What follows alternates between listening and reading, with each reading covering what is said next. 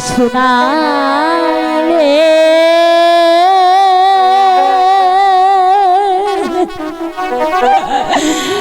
বনে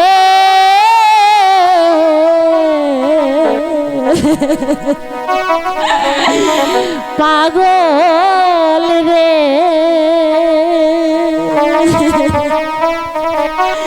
ও পাগল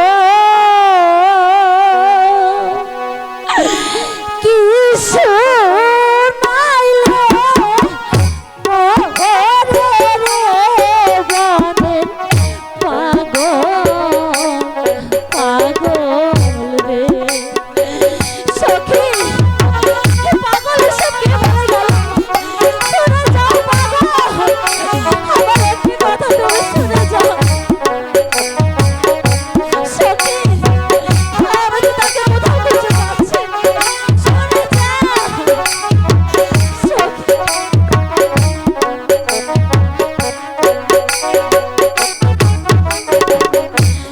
বারো দিনের শিশুর সনে রে ও পাগল কোন কন্যার হার বিয়া রে বধুর পাগল পাগল সখী পাগল আমাকে কি যেন বলে গেল সে কোথায় চলে গেল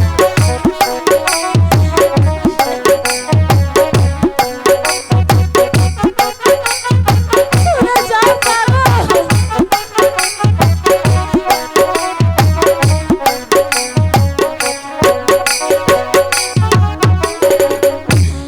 কি শোনাইলে কি শুনিলাম রে ও পাগল কি শুনিলাম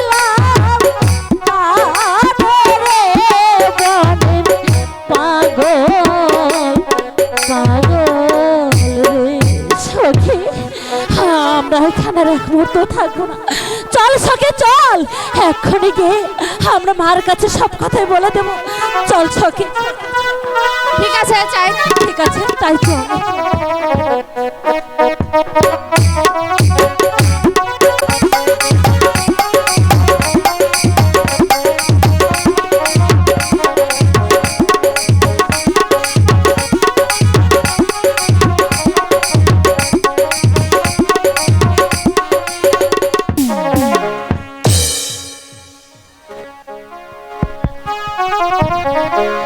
জলের ঘাটে বাঁশি বাজে লো সখী আমরা ঘাটে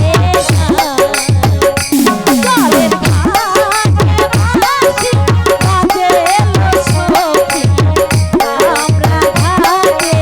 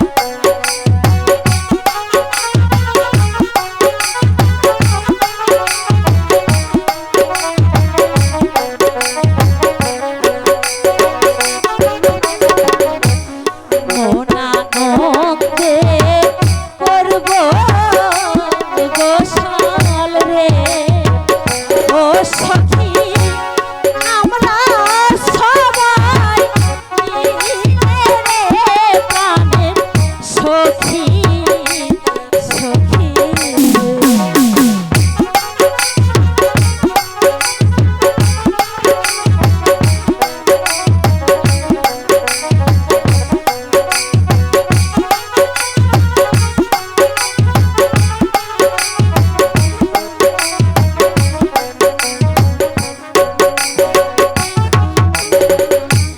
খোলা জলে চান করিলে রে ও সখী শরীর হয় মন আলা রে প্রাণে সখী সখী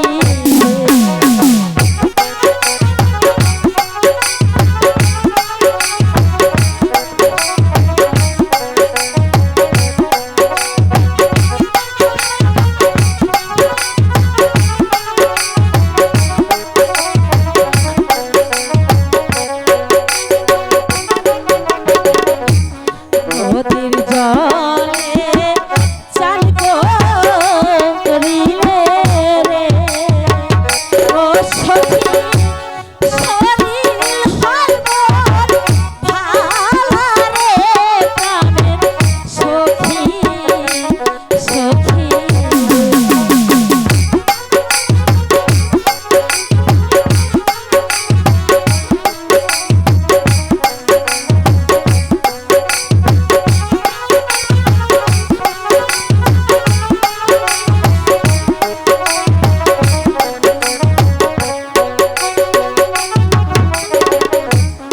আহারে পি বলে কলসি রে ও কলসি মুখে নয় কথা রে প্রাণের সখী সখী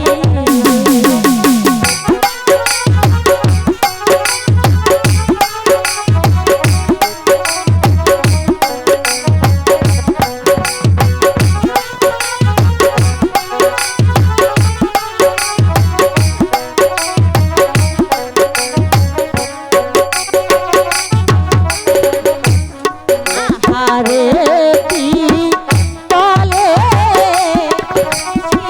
রে ও কলসি জলে নাহি ডোবে রে প্রাণের সখী সখী রে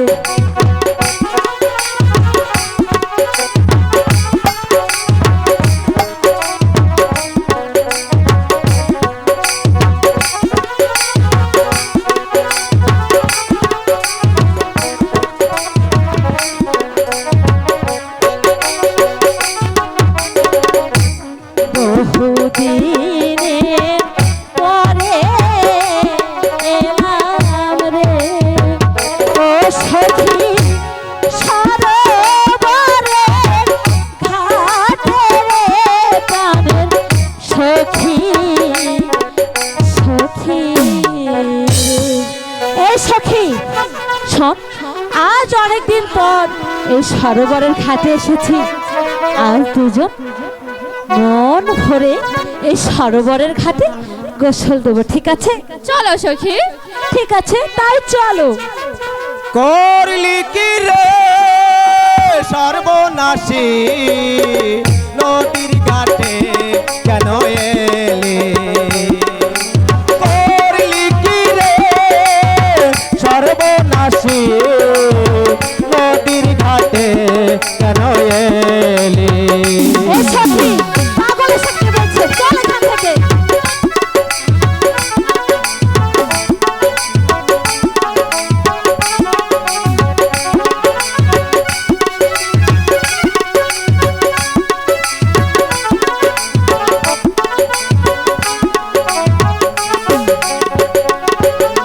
নদীর ঘাটে আসতে মানা নদীর ঘাটে আসতে মানা গোসল করবি পারি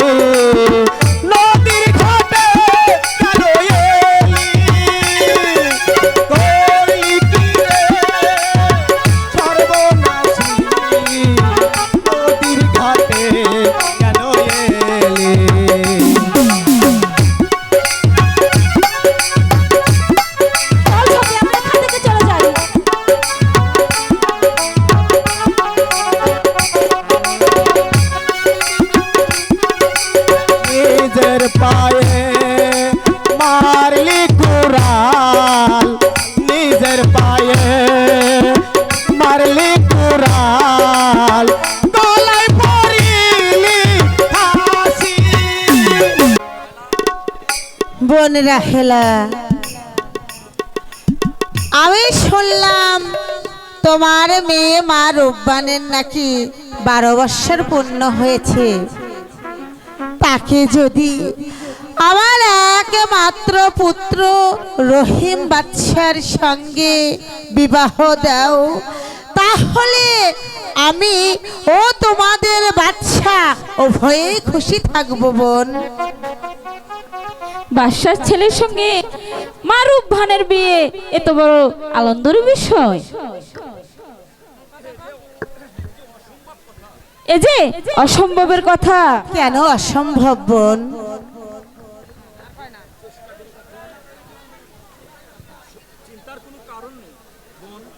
চিন্তার কোনো কারণ নেই বোন।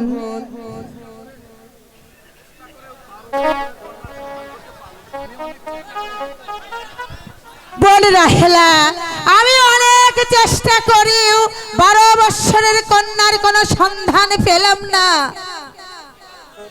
এই বিবাহেতে তুমি রাজি হও বোন।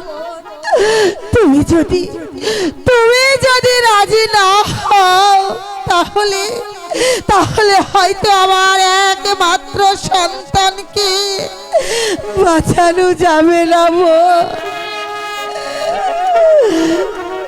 বোন জাহানারা, মারুফ ভান যে আমার গর্ভজাত মেয়ে নয়। মারুফ ভান যদি স্বইচ্ছায় সে বিবাহে রাজি হয়, এতে আমার কোনো আপত্তি নেই। ঠিক আছে বোন, তাহলে এখানে আর বিলম্ব না করি আমরা দুজনে মিলি মা রূপবানকে বুঝিয়ে সুঝিয়ে বিবাহের জন্য রাজি করাই গিয়ে। ঠিক আছে বোন, তাই চলো।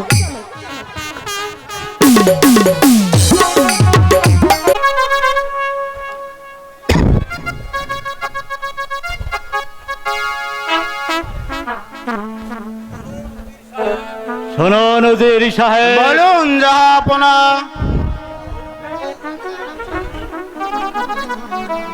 আমি বহু জায়গা ভ্রমণে করেছি, কিন্তু 12 বৎসরের কন্যার কোনো সন্ধান করতে পারলাম না।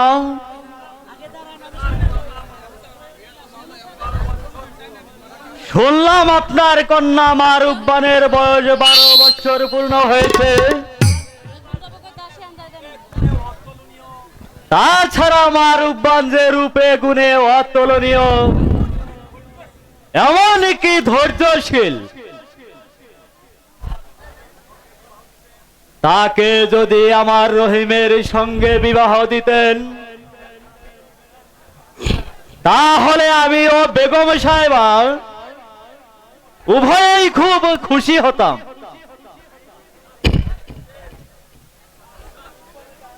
বাদশার ছেলের সাথে আমার মেয়ের বিবাহ, এর চেয়ে আনন্দের আর কি আছে জাহাপনা? কিন্তু বিবাহ যে পুতুল খেলা নয় জাহাপনা। খেললুম না হয় ভেঙে ফেললুম। 12 দিনের শিশুর হাতে মেয়েকে অর্পণ করার চেয়ে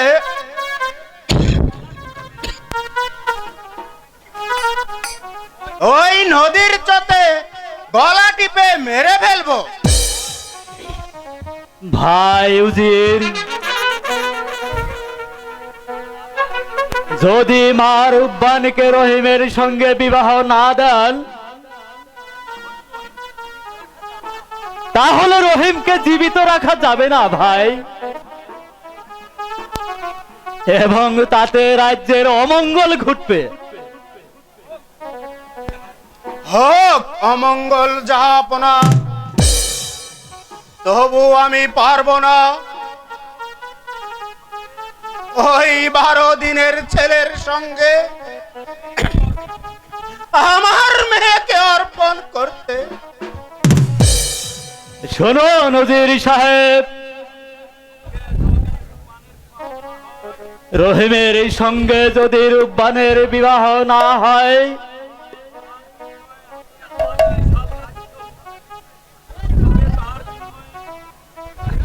যদি রহিমের সঙ্গে রূপবানের বিবাহ হয়, তবে তার বিনিময়ে আমার এই বিশাল রাজ্য দান করতে প্রস্তুত।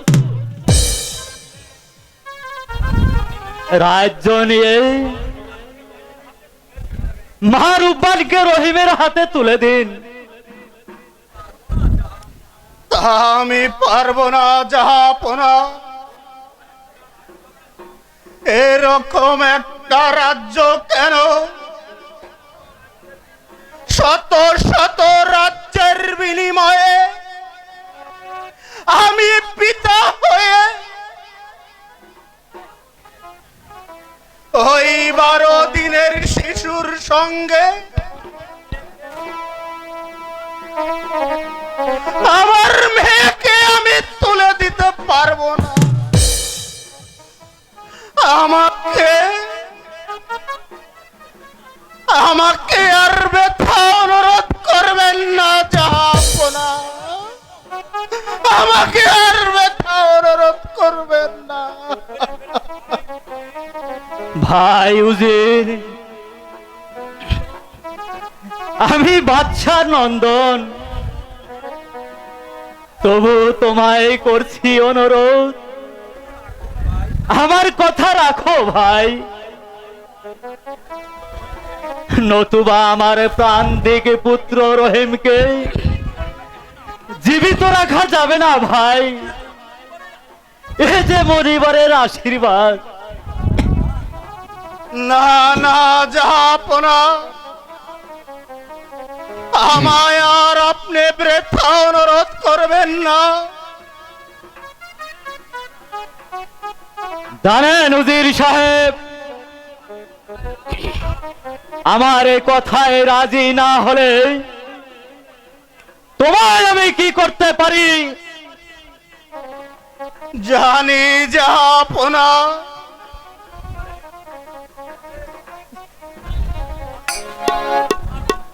অন্যায়ের বিচারে আপনার দরবারে আমার প্রাণদণ্ড হতে পারে। আমার এই তুচ্ছ প্রাণের জন্য আমার মার সর্বনাশ করতে আমি পারিব না, বরং তার পূর্বে আমার মাকে গলা টিপে মেরে ওই নদীর স্রোতে ভাসিয়ে দেব। আমায় আর অনুরোধ করবেন রাজা আপনা।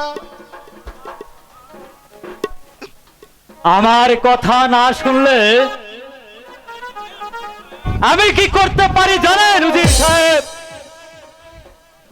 জানি জাহাপনা, আমি জানি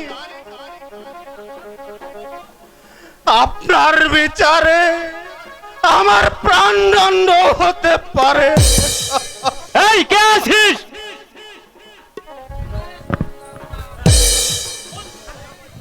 বন্দি করে এই অবাধ্য উজিরকে।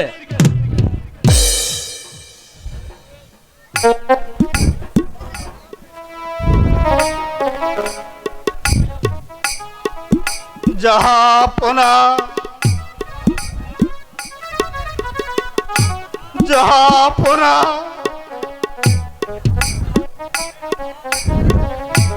আপনার বিচারে আজ আমি বন্দী।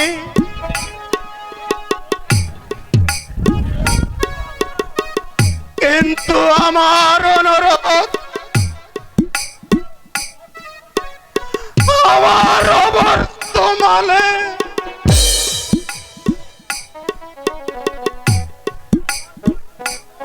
আমার মাকে যেন অন্যায় ভাবে ছিনিয়ে আনা না হয়।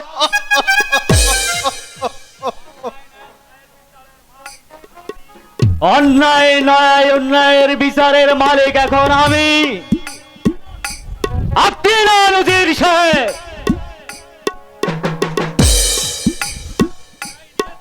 এই নিয়ে যাও, কারাগারে বন্দি করে, কারাগারে বন্দি করে রাখো। আর শোনো, শুধু বন্দি নয়, আগামীকাল হত্যার আদেশ দিল। নিয়ে যাও প্রহরী।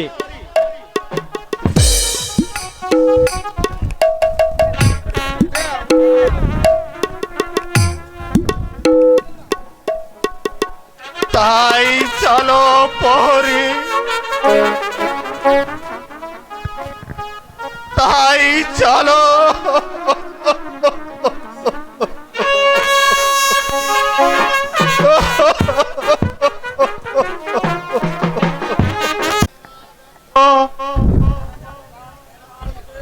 ওই খোদার মেহেরবানিতে, ওই মণিবরের আশীর্বাদে জাহাপনা পুত্র সন্তান লাভ করেছে, এমনকি রাজ্যে সম্পন্ন নিরাপদ। সত্যি এবার রাজ্যে শান্তি ফিরে এসেছে জাহাপনা। হ্যাঁ, সত্যি রাজ্যে ফিরে এসেছে। সত্যি রাজ্যে ফিরে এসেছে।